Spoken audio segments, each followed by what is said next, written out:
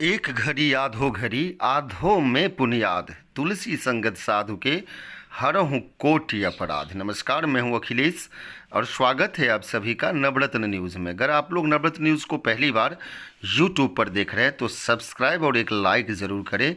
अगर फेसबुक पर देख रहे हैं तो फॉलो और एक शेयर ज़रूर करें। महाकुंभ जिसका भव्य आयोजन और चल रहा है, जिसमें अलग अलग धर्मगुरु अलग अलग अपनी बातों को रख रहे हैं। इसमें मुस्लिमों के धर्मगुरु क्या कहते हैं, आइए देखते हैं नवरत्न न्यूज़ का ये ब्यूरो रिपोर्ट। मुस्लिम धर्मगुरु की कहानी, उन्हीं की जुबानी कि महाकुंभ के ऊपर क्या कहते हैं। महाकुंभ जो है, हमने जब इस पर तहकीक की, हमने कहा कि लफ्ज कुंभ, महाकुंभ का मेला ऋग्वेद में नहीं, सामवेद में नहीं, अथर्ववेद में नहीं, यजुर्वेद में नहीं, उपनिषद में नहीं है, पुराणों में नहीं है, भविष्य पुराण, कल की पुराण, मत्स्य पुराण, गुरु पुराण, भागवत पुराण में नहीं है, यहां तक के महाभारत में नहीं, गीता में नहीं, रामायण में नहीं है। तो फिर इतना बड़ा त्यौहार जिसके अंदर में हिंदू, हमारे सबसे ज्यादा अगर किसी त्यौहार में हिंदू भाई शामिल होते तो महाकुंभ के मेले में शामिल होते। 12 साल में एक बार ये कुंभ का मेला होता। तो उन्होंने कहा कि फिर क्या वजह है। हाँ, पौराणिक कथाओं में है, कुंभ के मेले में जाते हिंदू भाइयों का अकीदा है, कॉन्सेप्ट है, अच्छी बात है, उनका कॉन्सेप्ट है, उनका अकीदा है, हम उस पर आपत्ति नहीं करते। लेकिन उन्होंने एक बात ये कही कि मौलाना कुंभ के मेले में जाएंगे और जाना चाहिए, हिंदू भाइयों को जाइए, अच्छी बात है, आपका अकीदा है, कॉन्सेप्ट है, लेकिन कुंभ के मेले में जाने के बाद अगर कोई नहाएगा उसके सारे पाप धुल जाएंगे? बिल्कुल नहीं।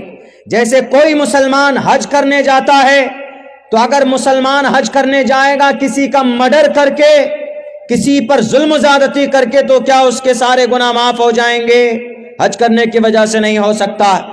हमने कहा कि सेम यही कॉन्सेप्ट कुंभ के मेले का। कुंभ के मेले का चर्चा पौराणिक कथाओं में, लफ्ज कुंभ ऋग्वेद में सिर्फ एक जगह पर इस्तेमाल हुआ है, बिबिधा सर्वम नवमिन्नी कुंभः।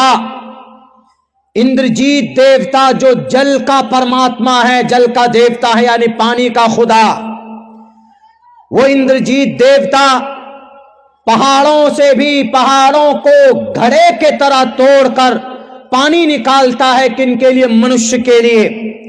ये जो कुंभा इस्तेमाल हुआ है वेद में, ये कच्चे घड़े के लिए इस्तेमाल हुआ है, ये प्रयागराज के या कुंभ के मेले के इस्तेमाल नहीं हुआ। पौराणिक कथा में ये बात लिखी हुई, यानी पुराने किस्सा कहानी में ये बात लिखी हुई कि 12 साल में एक बार कुंभ का मेला होता, और ये कुंभ का मेला सिर्फ 4 शहर में होता है, हरिद्वार, प्रयागराज, नासिक, उज्जैन के अंदर। चूंकि अमृत जल बड़ा लंबा चौड़ा वाकया, उधर नहीं जाऊंगा मैं, इसलिए कि वक्त काफी हो चुका। ये अमृत जल जो आसमान में लड़ाई हुई थी जैंत की, इंद्रजीत के बेटे और राक्षसों की, अमृत जल को प्राप्त करने में, तो वह अमृत जल जो आसमान से गिरा था तो 4 शहर में गिरा था। इन्हीं 4 शहर में कुंभ के मेले का आयोजन होता है, 5वें शहर में नहीं हो सकता। तो हिंदू भाइयों का अकीदा कि वो उस जो अमृत जल गिरा है तो वहां पर वो नहाएंगे गंगा में तो उनके पाप धुल जाएंगे। हिंदू भाइयों का ये कॉन्सेप्ट, ये अकीदा अच्छा, उनके हिसाब से उनका अकीदा अच्छा हो सकता, लेकिन मेरा मानना, ऋग्वेद में भी कई जगह पर यह बात कही गई, अगर कोई हिंदू भाई या कोई मुसलमान, अगर कोई हिंदू किसी का मर्डर करके या किसी की जमीन बेईमानी करके या किसी का पैसा बेईमानी कर लेता या किसी को बुरा भला कहता, जुबान से किसी को तकलीफ दे देता, किसी को थप्पड़ मारता या किसी पर अत्याचार करता या किसी टोपी और दाढ़ी वालों को सिर्फ इस वजह से मारता है कि भाई ये टोपी और दाढ़ी वाला इमाम है इसलिए इसको मारो, इतना मारो, इतना मारो कि ये बेहोश हो जाए। अभी भारत की, बिहार की धरती मधुबनी के अंदर एक इमाम को सिर्फ इसलिए मारा गया कि उसके सर पर टोपी, चेहरे पर दाढ़ी थी, डीएसपी रैंक के आदमी ने मारा। अगर इस तरह निहत्ताओं पर अत्याचार करके अगर 100 दिन दिन तक गंगा में पूरी जिंदगी बल्कि कोई डुबकी लगाएगा तो पाक नहीं हो सकता।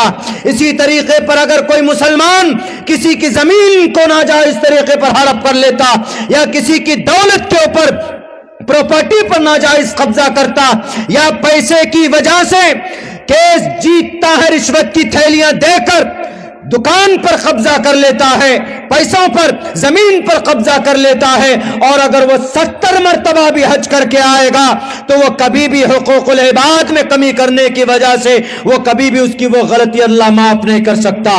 आप क्या समझते हैं कि हम किसी की जमीन नाजायज तरीके पर हड़प करके चले जाएं वहां पर हज में और रब के सामने गिलाफ पकड़ कर काबतुल्लाह का रोए और गिड़गिड़ाएं और कहें कि अल्लाह मेरे गुनाह को माफ कर दे? गदा भी नहीं। क़यामत की सुबह तक अगर कोई अपने आंसुओं को गिराएगा काबतुल्लाह के नीचे बैठकर तो हुकूकुल इबाद को रब माफ नहीं कर सकता। हिंदू भाइयों, अगर आप सुनते हो तो सुन लीजिए, यह पैगाम रब और परमात्मा का। परमात्मा कहता है तुम्हारा अमल अच्छा होगा, किसी को अगर तुम तकलीफ नहीं दोगे, किसी पर जुल्म नहीं करोगे, नहीं करना चाहिए। अहिंसा सत्यम करोदस्तयागा शांतिरपैशुनम दया भुलेश्वलो लूप तवम हीरे चापलाम। श्रीमद् भगवत गीता कहती जुल्म नहीं होना चाहिए, झूठ नहीं बोलना चाहिए।